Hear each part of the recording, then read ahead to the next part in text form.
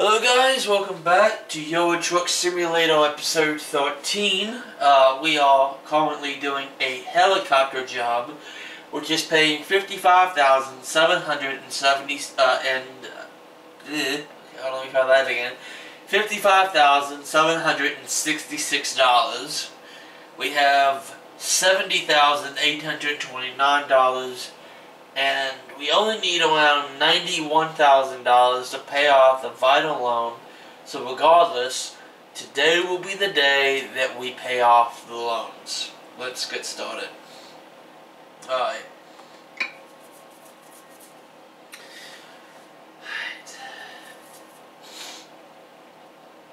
Once it decides to boot up.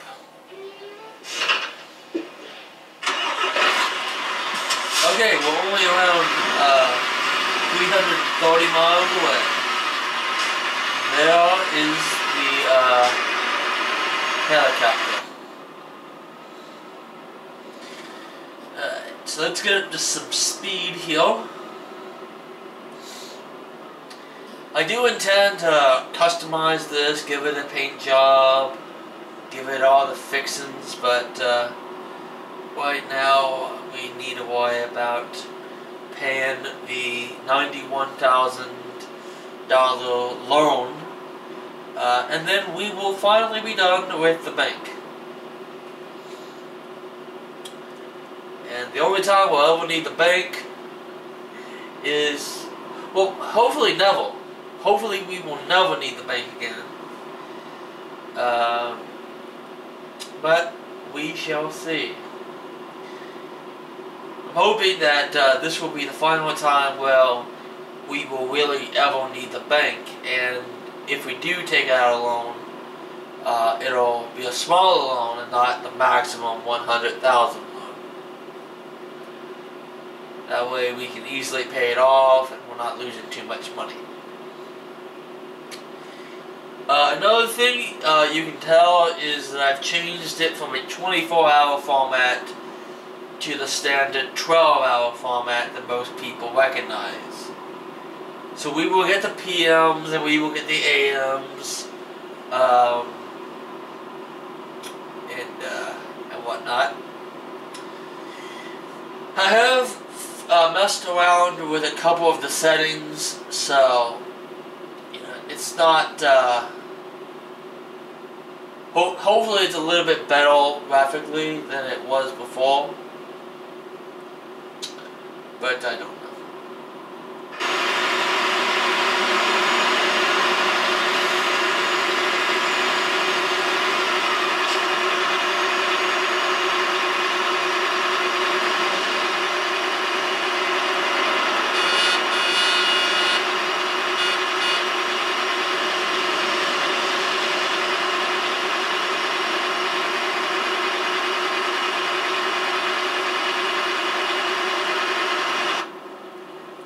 Whoa, easy. Whoa, Nelly.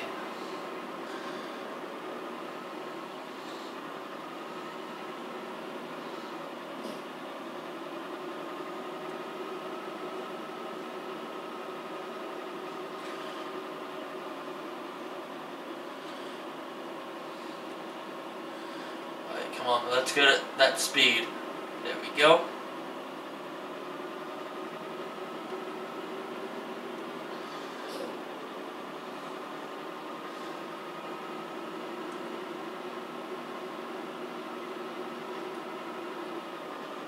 Seriously, again? Didn't we just do this?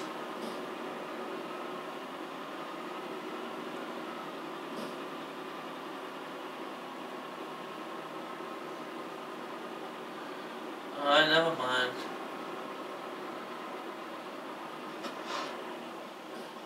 Alright, come on, a little bit faster. See?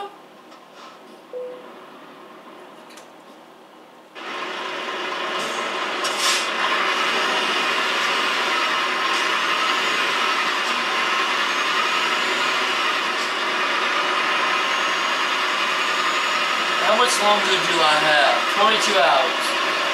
Oh! Whoa!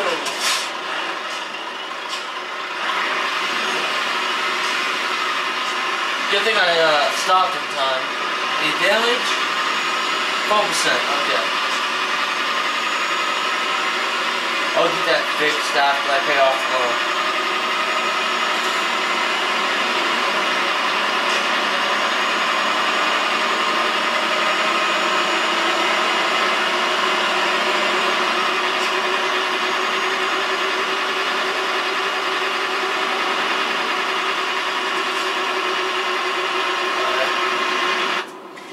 Now, I do want to talk about something that, kind of, I find odd about people.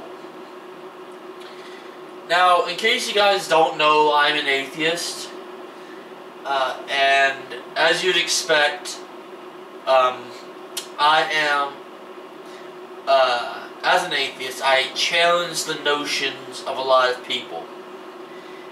And I often find this trait amongst people. And I'm using religion because this is kind of the group of people that you kind of go to when you want to experience this kind of trait, most of all. It's people that believe something, and it's been proven on a number of occasions over dozens of subjects that what they believe, what they perceive to be true, just is not true. Or what they're saying is outdated. They're using outdated information, or it's made up. What they're citing is made up science. It's pretend science. But for whatever reason, they will continue to believe or continue to argue the case of its accuracy when you have proven undeniably that it is not in fact true. And that, to me, I don't understand people that do that. I've had conversations with flat earthers, right? People who will argue night and day that the earth is indeed flat. And I'm like, okay, hypothetically, let's say I believe you. How do you explain the phases of the moon? Okay, if you know what the phases of the moon are, one of the phases is a crescent. The moon will at some point during its phases over the course of a month become a crescent shape. Now, how is that possible if the earth is flat? Now, they might make the argument that, well, the earth is flat, but the earth is vertical. So that I don't even know. No, now that I'm thinking about it, that wouldn't even work. I don't know how they would explain the phases of the moon. Unless they're going to say what the earth is curved, but the curvature is so slight that it might as well not exist at all. But then you bring up that argument.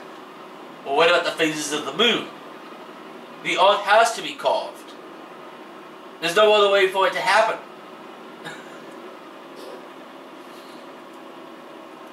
I can't think of a way to argue flat earth with the phases of the moon. I don't think it's possible.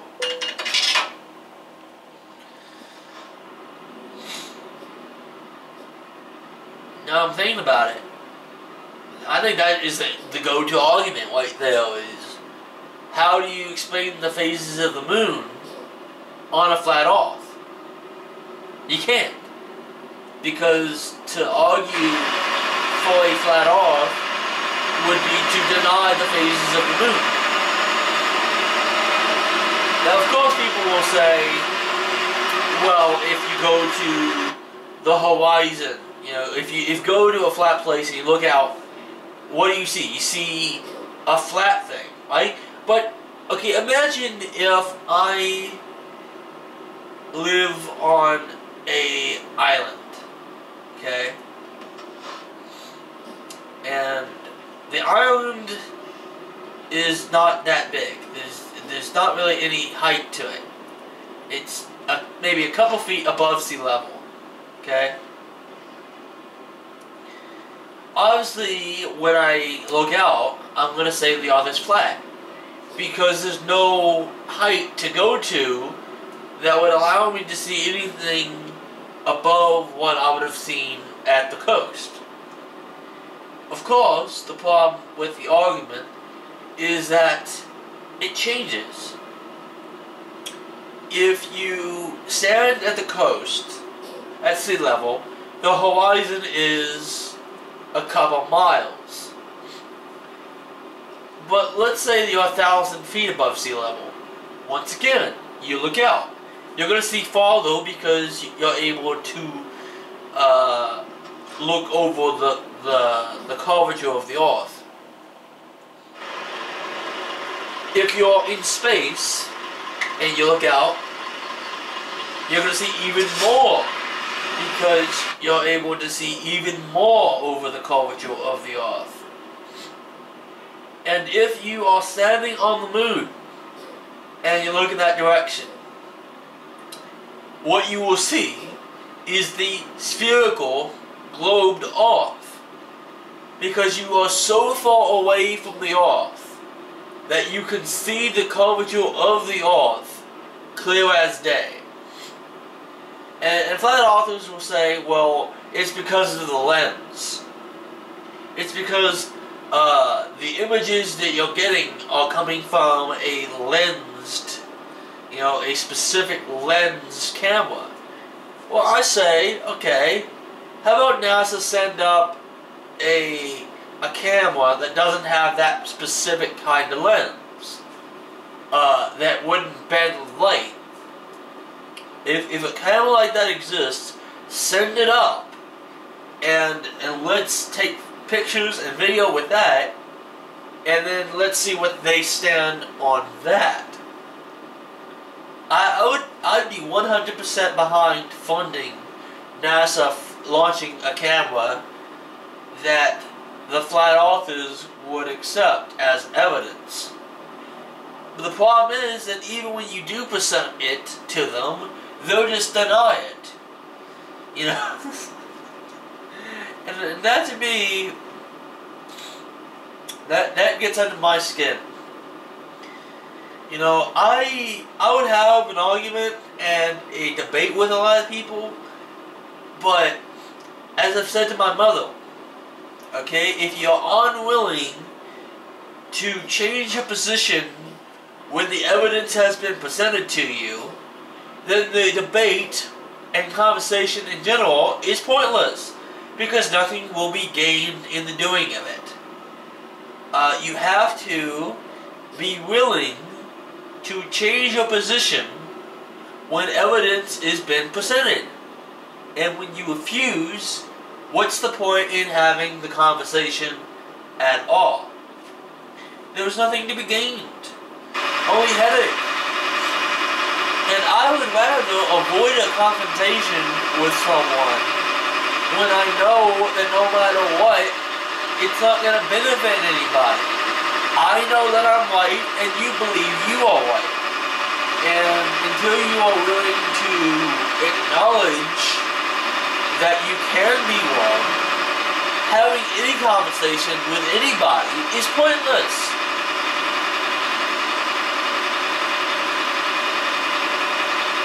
That is why, after a while, I just stopped talking to religious people. Because it's pointless. There's nothing to be gained by it except headache and a migraine. And I don't want migraines.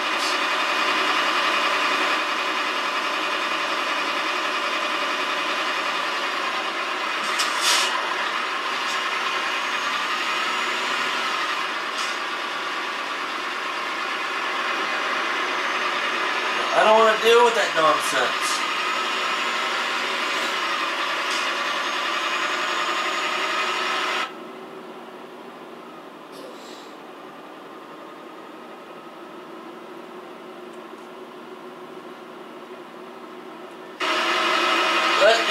But that's just me, you know.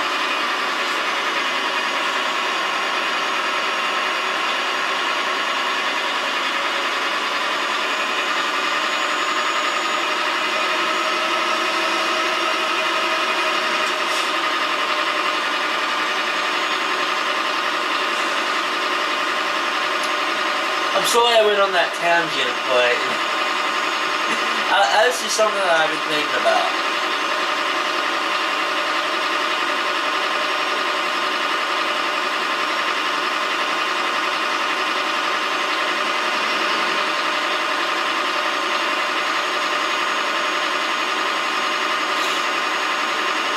I mean, people have the right to believe whatever they want to believe. You know, I'm not going to tell you you can't believe in whatever. But, you know, I am going to tell you that I don't believe what you believe. And you can believe whatever you want. You know, I mean, if you want to believe the earth is held up by a blue elephant, you can go and you can believe that. As long as that's not, you know, involving anyone else, right? If it isn't going to impact anybody else, then fine. You can believe whatever you want. But my problem with religion is when you teach it as if it is fact, when in all actuality, it is not fact. Now, the Bible is a book of stories, and we can learn a lot about life lessons by reading those stories. But you don't need the Bible to know and learn those values. You don't need the Bible and you don't need religion to have a moral compass. It might help, but you don't need it. You know, a lot of people say to me when I tell them that I'm an atheist, they ask me the same question my mom asked me. What do you think happens after you die? Well, I know what happens after I die. I know absolutely what will happen after I die. There's no reason for me to suspect anything other than what I expect to happen. I'm going to break down. Assuming that I am buried in the way that most people are probably buried. Well, they are put into a casket and they are put in the ground. Right? What will happen is that I will break down. I would suspect that my coffin will leak at some point. It'll break down, and dirt will get in, and rain will get in. I would assume that the casket is going to eventually rust away, break down. My flesh will break down, and I will become a skeleton. And then eventually that will break down into dust. It might not be the most beautiful way to go, I admit, but it's a hell of a lot more likely than I die and then I go to a magical place. Now, I think that the whole notion of heaven is wonderful. I would love to go to heaven. But yeah, you also have to understand that the gates, there is a gate. And what are gates used for? It's designed, a gate, generally, is meant to keep people out. Let some people in, and then keep everyone else out. And I don't believe in that. I don't believe in a gated community. I believe in an open community, where everyone can go in and come out as they wish. Now, I understand the whole gate thing. I do. Believers are meant to go in, and non-believers are meant to stay out. But of course, then you have the issue of it forms an us versus them mentality. We are special and you're not. Thus far, you can't be in with our group. And when I've talked to people of faith, they say you have to believe, and that's fine. I can understand that, but it should be actions, not whether you believe in Santa Claus or not, that determines if you go eat or not. It should be your actions that matter. What did you do in your life? Did you give to people? Did you help people? That's what matters. That's what should be used to decide who gets to go eat or not. If we have to be judged, let us be judged by our actions and not whether we believe in some unseen being that has done absolutely nothing for us our entire lives. I am grateful to doctors for finding cures to diseases. I am grateful for cops who keep the law. I am grateful to the firefighters who keep us safe from fires. I am grateful to the military for keeping us safe from invaders and other threats. I am grateful to teachers who teach us about math and science and history so that we are able to teach the next generation of humanity. I am grateful to veterinarians who keep our animals safe and healthy. What I am not grateful for is a being that supposedly destroyed cities. I will not be grateful to a being who has the ability to cure diseases with a flick of his wrist, but then does nothing while people are dying in the most agonizing way possible. And instead of just letting them die, ensures that they will live for years and years with no hope of a cure in their lifetime.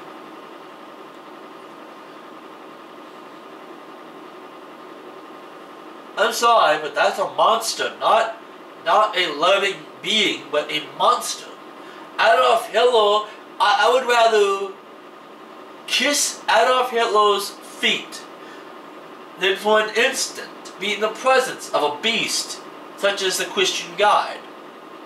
Because he's destroyed cities. He might have had a good reason, but he's destroyed cities. And what gives him the right to do that? Oh, I'm God, I'm all powerful. So I can destroy whatever I want because nothing can challenge me. Absolute power corrupts absolutely.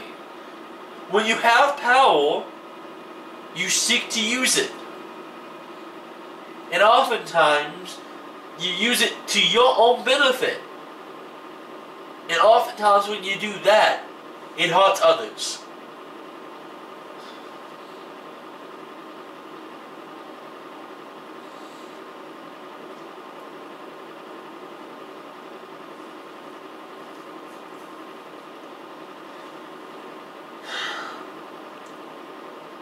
If God exists, and He is as a lot of believers make Him out to be, I would be happy to meet Him. I would. If God was as loving as the believers of Him claim, I'd have no problem meeting Him. But when you read the Bible and you see what He does, what He supposedly has done, why would anyone in their right mind want to be anywhere near Him?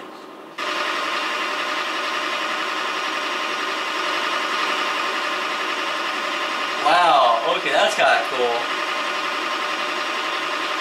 The train runs parallel to the traffic. That's pretty awesome.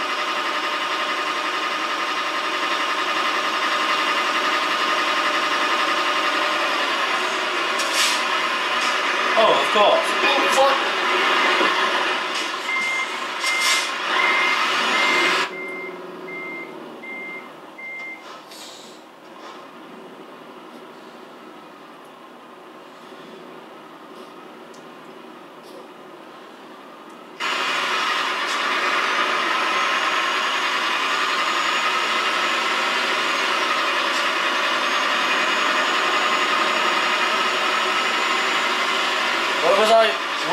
talking about?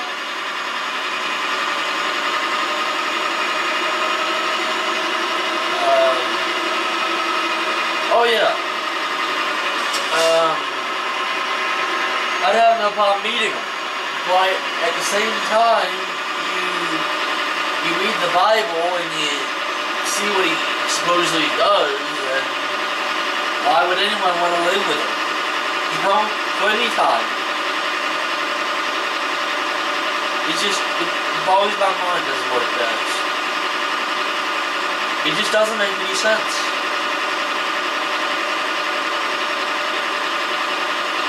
But then again, I'm not a theist, so maybe I'm missing something. Maybe me being a logical person kind of makes it hard for me to understand theists, you know?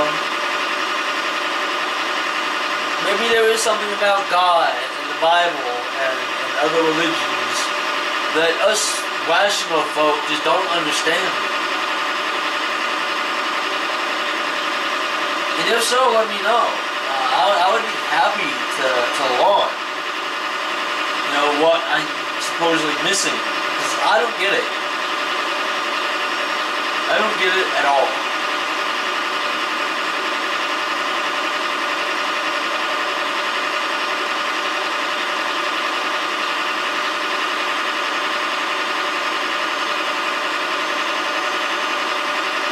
And I do apologize for this, like, tirade, but I have to fill the time with something, so what better way than to, you know, just express some of my thoughts. You know, this isn't like a tirade that has been, you know, something happened lately, no. It's just something I've had on my mind. You know, a thought, you know, that I've had for years, and I'm using it to do commentary.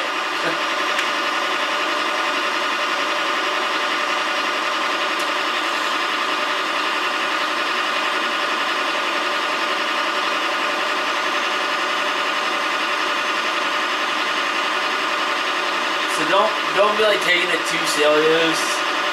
You know, it's commentary. You know, I mean, if you want to have your input, by all means, comment in the comment section below your thoughts. You know, it is an open forum. You can do whatever you want.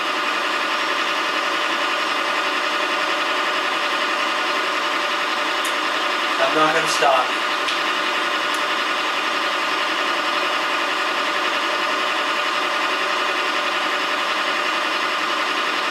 Though I don't believe I've ever been in this part of the map, so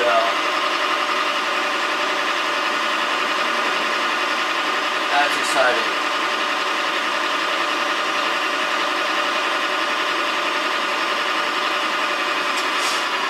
Oh yeah, that pretty much cinches it. I've never been here.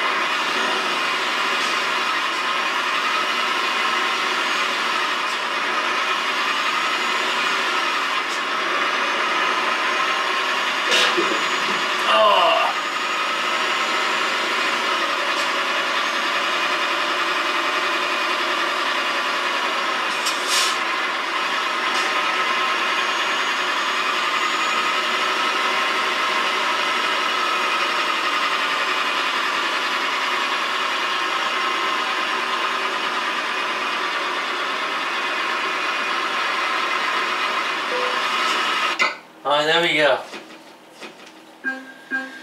Whew.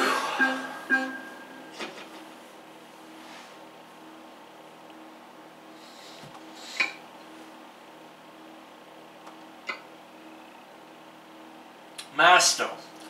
That is what is above professional. It's master. Okay. So we went from what?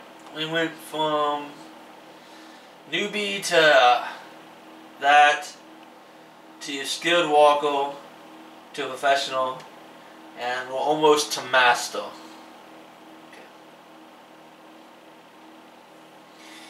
So we have what we need, and there we go. What do you see, guys? You see nothing.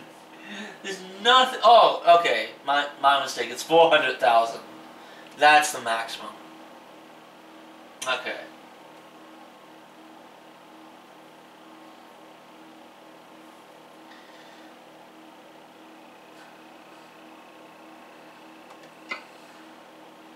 Let's do a quick job.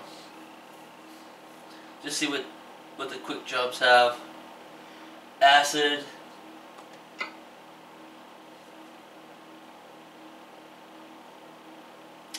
Yacht.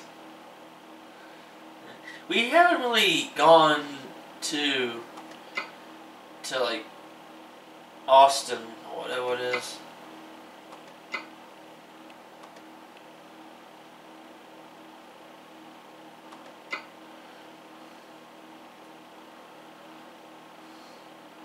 Wow, logs, huh?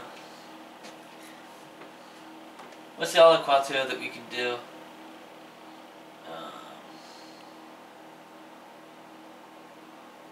Price per distance. Wow.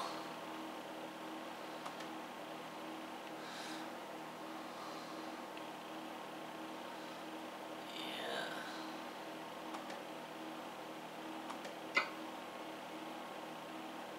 Wow, so it's like none of these are really that good. $36,000.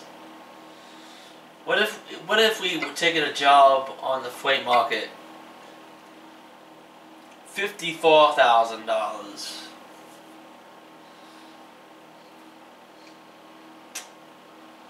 Yacht. What's that? Oh yeah, I'm nowhere near that. I need to have a job that comes here. Oh, starts here. An excavator.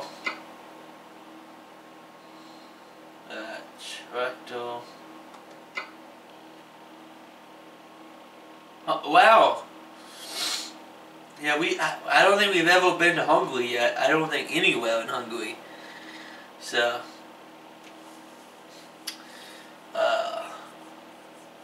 we'll accept that job.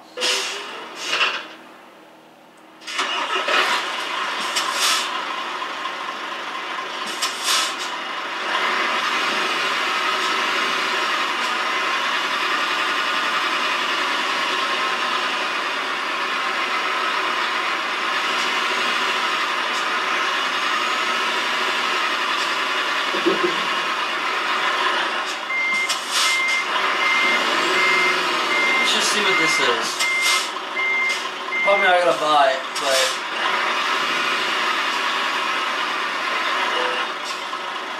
$180,000.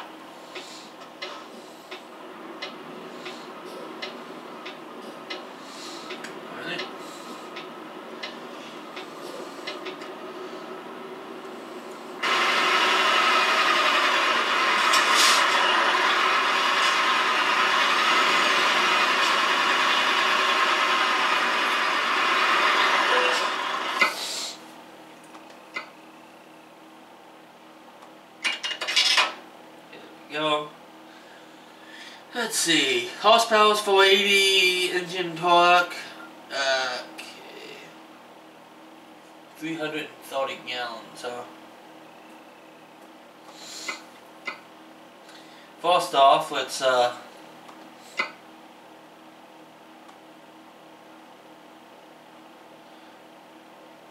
wow, Minecraft. There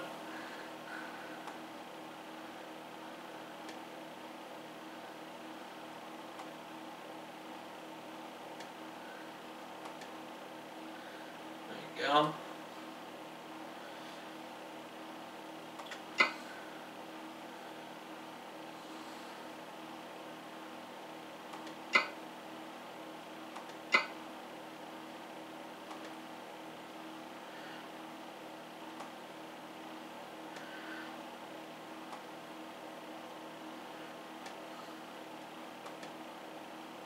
Go. 680 horsepower. Okay, that's $28,204. Alright,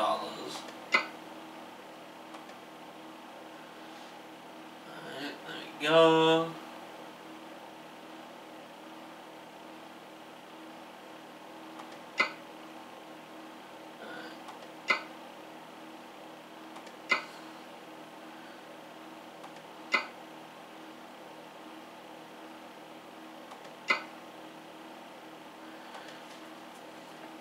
This for G, Space Office Gaming. There we go. My old address. Well, I spent most of my life.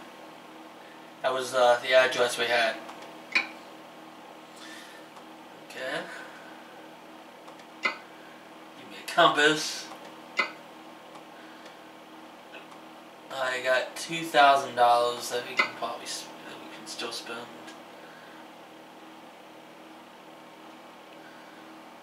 Anything else that we can buy?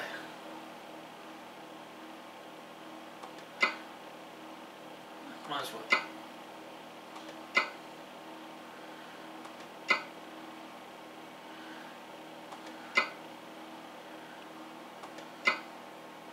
Now we'll go with the drill. There we go.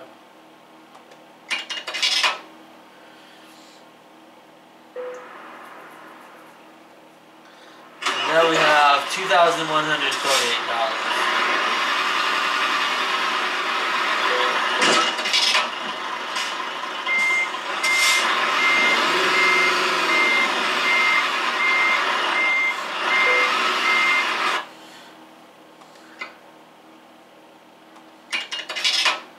Question, we don't have that no more, we have $1,605.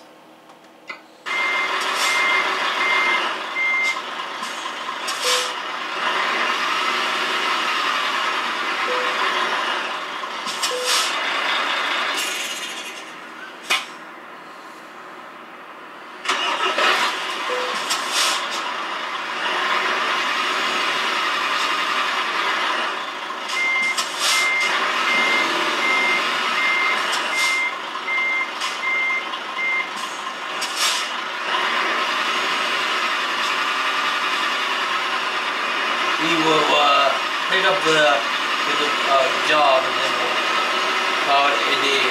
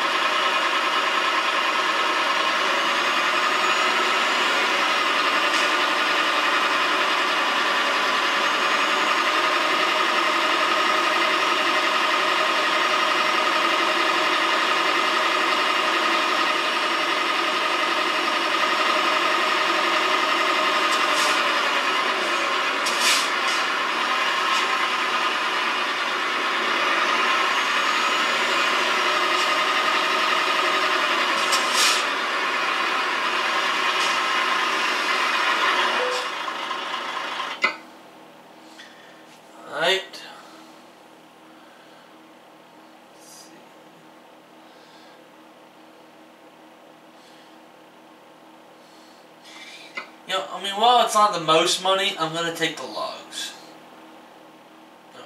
Oh, hold on. Does this take us? Yeah, I'll take the logs. Does it take me to any place I haven't been yet? I don't know. Yeah, you know what? Whatever.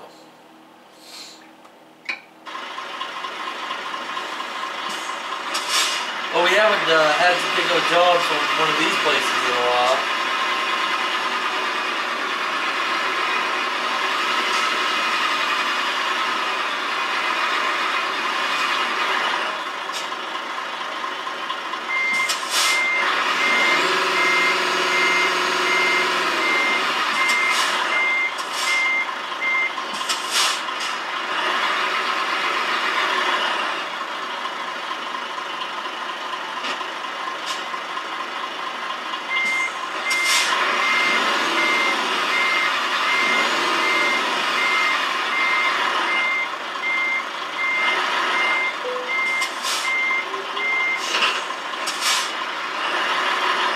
Let's bring it up to the front.